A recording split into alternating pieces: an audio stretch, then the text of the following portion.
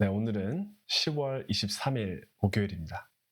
우리 다 같이 기도로 시작하도록 하겠습니다. 하나님 감사합니다. 이렇게 저희를 예배 자리로 모이게 해주셔서. 하나님, 저희가 오늘 하나님의 말씀을 묵상하고 하나님의 말씀을 생각하고 하나님이 저희에게 어떠한 분인지를 기억하고 되새기며 다시 한번 생각하며 묵상할 때에 하나님 저희의 마음에 평안과 회복이 있기를 기도합니다. 하나님, 어떠한 분들은 오전 아침에 새벽에 이른 아침에 일어나서 하나님을 예배하시는 분이 계실 테고, 또 어떠한 분들은 삶을 살아가면서 도중에 하나님께 예배를 드리며 쉼을 쉬시는 분들도 계실 것이며, 어떠한 분들은 하루를 끝마치며 하나님께 예배로 마감하시는 분들도 계실 거라 생각합니다. 하나님, 우리가 언제든지 어디에서든지 하나님께 이렇게 예배를 드릴 수 있음에 정말로 감사드리고, 또 저희가 다 함께 모여서 예배하는 날을 계속해서 꿈꾸며 하나님의 말씀을 묵상하며 교회로 나아가는 교회가 될 수 있도록 인도하여 주시옵소서. 오늘 또한 저희들의 마음을 열어주십시고 생각을 열어주십시고 눈과 귀를 띄게 해주셔서 하나님의 말씀을 온전히 저희 마음속에 담아두는 그러한 예배가 될 수 있도록 인도하여 주시옵소서. 감사드리며 이 모든 말씀 예수님의 이름으로 기도드렸습니다. 아멘. 네, 지금 이 시간 찬송가 536장 죄 짐에 놀란 사람을 우리 다 같이 함께 부르도록 할까요?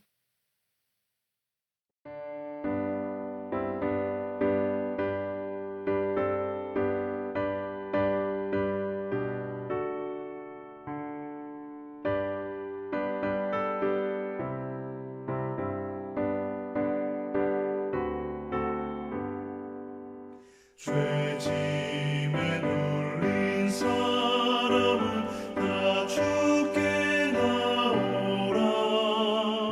주 말씀 의지할 때에 곧 평안 얻으리. 의지하세 의지하세 주 의지하세. 구하시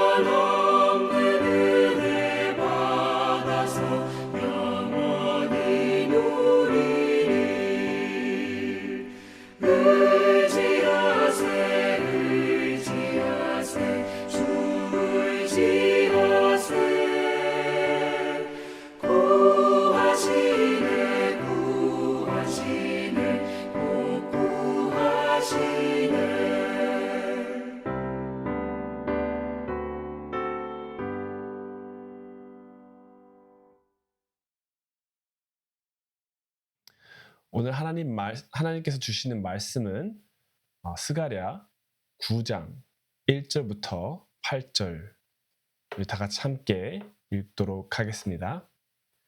여호와의 말씀이 하드락 땅에 내리며 다메섹에 머물리니 사람들과 이스라엘 모든 지파의 눈이 여호와를 우러러봄이니라. 그 접경한 하맛에도 임하겠고 두로와 시돈에도 임하리니 그들이 매우 지혜로움이니라. 두로는 자기를 위하여 요새를 건축하며 은을 티끌같이 금을 거리에 진흙같이 쌓았도다. 주께서 그를 정복하시며 그의 권세를 바다에 쳐 넣으시리니 그가 불에 삼켜질지라. 아스글론이 보고 무서워하며 가사도 심히 아파할 것이며 에그로는 그 소망이 수치가 되므로 역시 그러하리라. 가사에는 임금이 끊어질 것이며 아스글론에는 주민이 없을 것이며 아스도데는 잡족이 거주하리라. 내가 블레셋 사람의 교만을 끊고 그의 입에서는 그의 피를 그의 입 사이에서는 그 가증한 것을 제거하리니 그들도 남아서 우리 하나님께로 돌아와서 유다의 한 지도자 같이 되겠고 에그로는 여부스 사람과 같이 되리라. 내가 집을 둘러 진을 쳐서 적군을 막아 거기 왕래하지 못하게 할 것이라. 포악한 자가 다시는 그 지경으로 지나가지 못하리니 이는 내가 눈으로 친히 봄이라. 아멘. 스가랴서 1장부터 8절은 성전 재건과 회복의 약속을 중심으로 전개됩니다. 하나님은 내가 너희와 함께하겠다 하시며 무너진 예루살렘과 무너진 믿음을 다시 세워가셨죠. 그런데 9장에 들어오시면서 뭔가 분위기가 조금 바뀝니다.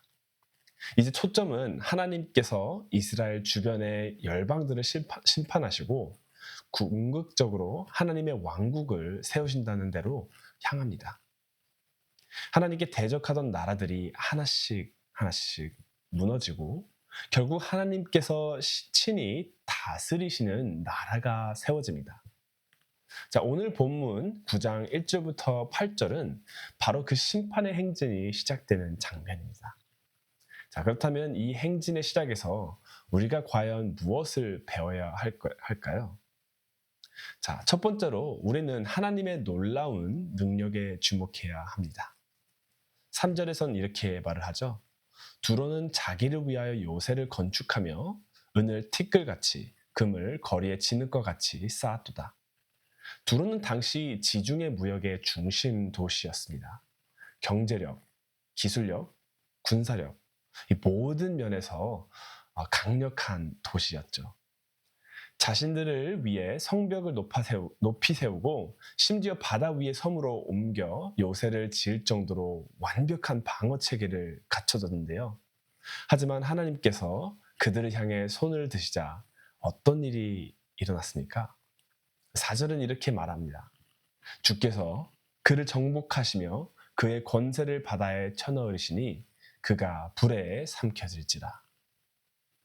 그 견고한 도시조차 한순간에 무너졌습니다. 네, 아무리 단단한 요새라도 하나님의 심판 앞에서는 설 수 없습니다. 우리는 종종 이렇게 이야기를 하곤 하죠. 뭐 이 정도 벌면 내가 좀 안정적이겠지? 이만큼 벌고 또 모았으니까 이제는 앞으로 노후 걱정 없겠지. 일만 잘 되면 세상 만사 오케이일 텐데. 그러나 이런 생각들은 결국 불안한 요새 위에 잠깐 동안 평안일 뿐입니다. 야고보서 4장 14절은 이렇게 말을 하죠. 너희는 내일 일을 알지 못하는도다. 그런데 우리는 여전히 이것만 있으면 괜찮겠다. 내일은 좀 괜찮겠지. 내가 이렇게 계획을 세웠으니 괜찮겠다라는 착각 속에 안심하려 합니다. 그러나 두로의 예는 우리에게 이렇게 묻습니다. 내가 진짜 믿고 있는 요새는 무엇이냐? 부나 명예, 권세는 우리에게 평안을 보장하는 것 같지만 보장하지 못합니다. 진정한 평안은 오직 하나님 안에 있습니다. 그리고 이것이 바로 오늘 두 번째로 주목했으면 하는 말씀입니다. 8절에 하나님께서 이렇게 말씀하십니다. 내가 내 집을 둘러 진을 치리니 포악한 자가 다시는 그 지경으로 지나가지 못하리라. 자, 여기서 집은 이스라엘, 곧 하나님의 백성 전체를 의미합니다. 하나님은 단지 원수를 물리치시고 끝내지 않으십니다. 승리 이후에도 하나님을 대적하는 나라들을 하나씩 물리치고 난 이후에도 친히 하나님의 백성들을 지키십니다. 이것은 당연한 것 같지만 사실 곰곰이 생각해 보다면은 정말로 대단한 것입니다. 우리도 가끔 이웃을 도울 때, 누군가를 도울 때 잠깐 도와주지 그 누군가를 평생 책임져 주진 않지 않습니까? 누군가를 구원해 준다고 하더라도 그 구원해 준 그 삶을 내가 평생 동안 잘 클 수 있도록, 성공할 수 있도록 책임져 주고 보살펴 주고 지켜준다라는 것은 정말로 크나큰 책임이죠. 가난한 나라를 돕는 선교사에서도 비슷한 원리가 있습니다. 2014년에는요, 제가 크리스찬 리더십 훈련 컨퍼런스에서 이지영 선교사님을 만났습니다. 제가 이 교회에 와서도 저희 이지영 선교사님을 그렇게 후원한다라는 것을 보고 참 신기하다, 세상 참 좁구나라고 생각을 했었는데요. 지금도 그분은 굉장히 활발하게 아프리카에서도 학교를 설립하시고 훈련시키시고 사람들을 교육하시지만 그 당시엔 저희가 이제 들었을 당시에서는요, IT에서 큰 지진이 일어난 후에 그곳에 들어가 사람들에게 사업하는 방법을 가르치시고 사람들과 생활하시며 복음을 전하시는 선교를 하셨던 걸로 제가 기억을 합니다. 왜 그렇게까지 하셨을까? 남들은 교회에서 후원금을 모아서 보내기에 바빴는데 이지영 선교사님은 가난하고 힘들어하시는 사람들 삶 속에 들어가서 그 사람들과 생활하면서 직접 가르치시고 더욱더 어려운 길을 택하셨는데요. 왜 그렇게 하셨나 저희가 여쭤봤더니 선교사님께서는 이렇게 말씀을 하셨던 걸로 기억합니다. 우리가 아무리 좋은 마음으로 돕고 싶어도 잠깐 구조물품만 보내면 오히려 해가 될 수 있습니다. 가벼운 마음으로 단기간 구해주는 것만큼 무책임한 것도 없는 것 같아요. 그 다음을 책임져 주지 않는다면은 사람들은 스스로 일어설 방법을 잃고 오히려 더 힘든 삶을 살게 될 것입니다. 정말로 맞는 말인 것 같습니다. 모든 사람들이 아픈 마음에, 안타까운 마음에 도움의 손길을 주고는 하지만 그 어느 누구도는 아니죠. 대부분의 사람들은 이렇게 한번 도와주고 나서 그 후로는 잘 책임져 주려고 하지 않습니다. 물론 이게 나쁘다는 건 아니지만 그 이유는 바로 너무나도 큰 책임이고 힘든 것을 우리 모두가 알기 때문이죠. 그렇지만 오늘 본문에서 하나님은 어떠하십니까?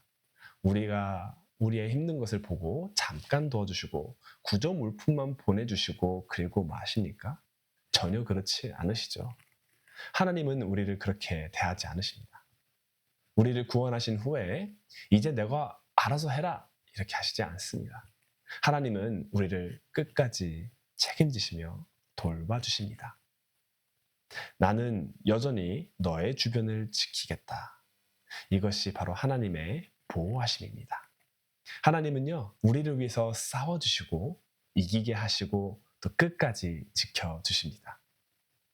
그리고 한 발짝 더 나아가서 예수 그리스도로 말미암아 자녀가 하나님의 자녀가 된 우리에게는요, 하나님께서 우리를 더욱더 거룩하게 하고 온전하게 인도하시겠다라는 약속을 또한 주셨습니다.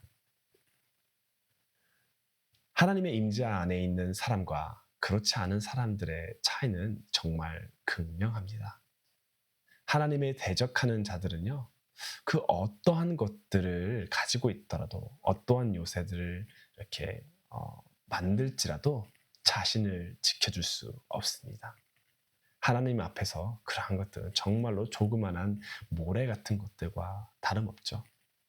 그러나 하나님의 백성은 끝까지 하나님께서 책임져 주시고 보호해 주시고 보살펴 주시고 사랑해 주십니다. 자, 그렇다면은 이 이스라엘 백성들은 무엇을 했나요? 무엇을 했기에 이스라엘 백성들은 하나님의 보호 아래서 사는 그런 영광과 은혜가 주어지게 된 것일까요? 오늘 본문을 보면은 별다른 힌트는 없죠. 네, 아무것도 하지 않았습니다. 군사를 일으킨 것도 전략을 세운 것도 아니었습니다. 그렇지만 1절에 보시면은 이렇게 나와 있죠. 오직 하나님을 바라봤기 때문입니다. 우리가 하나님을 바라볼 때에, 우리가 하나님께 매달릴 때에, 그리고 이 매달림에 순수하지 않은 것 같아도 괜찮습니다. 하나님, 나 도와주세요. 나를 도와주실 수 있는 분은 하나님밖에 없어요 라고 하는 것처럼, 마치 자녀분들이 정말로 도움이 필요할 때 부모님을 찾는 것 같이 우리가 그렇게 하나님께 나아가고 하나님을 붙들며 하나님을 바라볼 때에 하나님께서는 일을 하십니다. 하나님께서는 역사하십니다. 하나님께서는 그런 이스라엘 백성들이 하나님을 바라볼 때에 그들의 원수를 멸하시고 그들을 지켜주시겠다 약속하셨습니다. 오늘 우리의 헌신도 여기서 시작되는 것입니다. 하나님을 바라보는 것, 그것이 믿음의 행동입니다. 그것이 하나님을 역사하시게 하는 줄로 믿습니다. 우리의 예배와 기도, 헌신은 하나님을 조종하기 위한 수단이 전혀 아닙니다. 또 내 마음을 편하기 위한 도구가 아닙니다. 하나님을 바라본다는 것은요, 이렇게 고백하는 것입니다. 하나님, 저의 시선을 다시 주께 돌립니다. 여러분은 하나님을 바라보고 계십니까? 하나님을 바라보고 있는 그러한 삶을 살고 있다고 생각하신가요? 우리가 하나님을 바라보고 있는 삶을 살고 있다는 증거는 무엇일까요? 물론 내가 내 스스로에게 답을 해보고 질문을 하고 답할 수도 있겠지만, 제가 요즘 들어서 좀 더 생각이 든 건데요. 주변 사람들에게 또 그러한 질문을 주는 것은 어떨까 생각합니다. 다른 사람들이 나의 삶을 봤을 때 나의 삶은 과연 하나님께 매달리고 하나님을 바라보는 삶인가? 다른 분들은 더욱더 정확하게 보는 것 같습니다. 내가 볼 때는 내 자신을 속이는 걸 수도 있고, 내가 못했을 때는 이러이러한 이유가 있었지라고 우리가 변명을 할 수 있겠지만, 다른 제3자가 내 삶을 봤을 때는 과연 어떨까요? 제가 샌프란시스코에서 만난 몇 안 되는 이런 지인분 중에 새로운 사람이 이런 소그룹에 오면은 정말로 친하게 먼저 말을 걸기도 하고, 음식 나누길 주저하지 않고, 또한 교회를 섬김에 있어서 열심인 분이 있으십니다. 물론 저희 교회 성도님은 아니고요.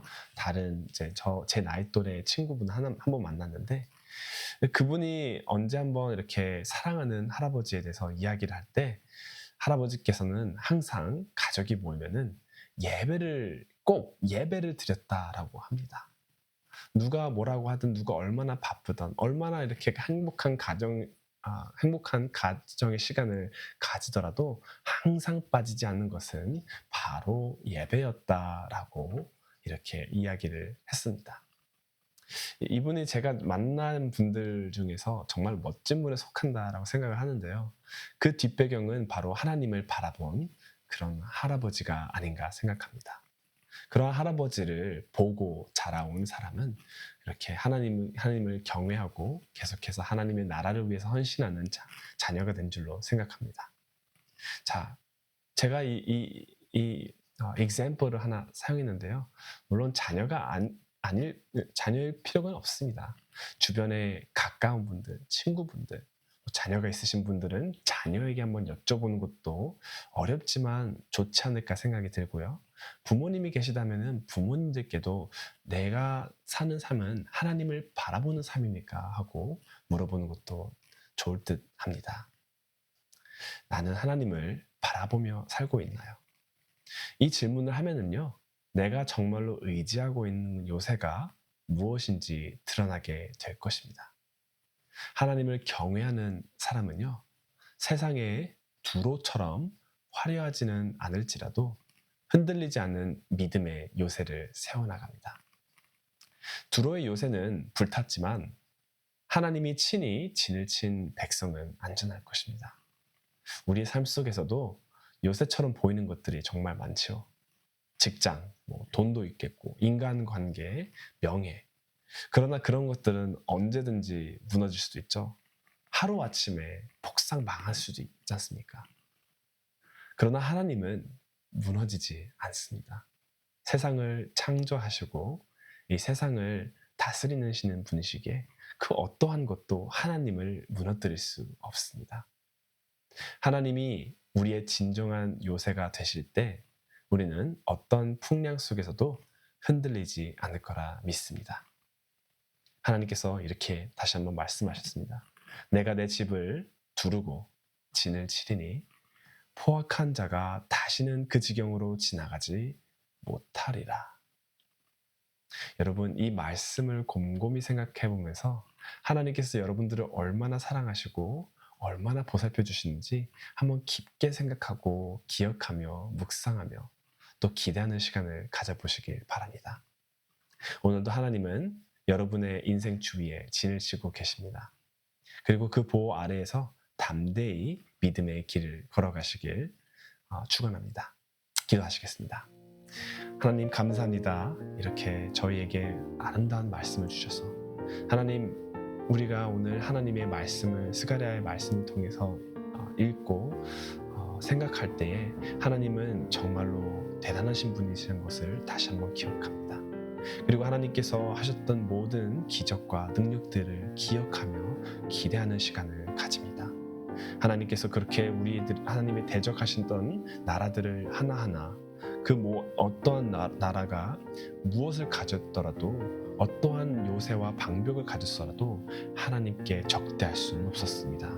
그렇게 하나님의 능력과 하나님의 대단함을 우리가 기억할 때에 하나님께서는 우리를 지켜주시고 보살펴주시고 책임져주시고 사랑해주시고 우리를 온전한 하나님의 백성들로 인도해 주신다는 것을 다시 한번 기대합니다. 하나님, 계속해서 우리와 함께하여 주시옵시고 하나님께 홀로 영광 드리는 하나님의 나라를 위해서 삶을 살 수 있는 그러한 성도님들 그리고 하나님의 백성들, 하나님의 자녀가 될 수 있도록 인도하여 주시옵소서. 감사드리며 이 모든 말씀 예수님의 이름으로 기도드렸습니다. 아멘.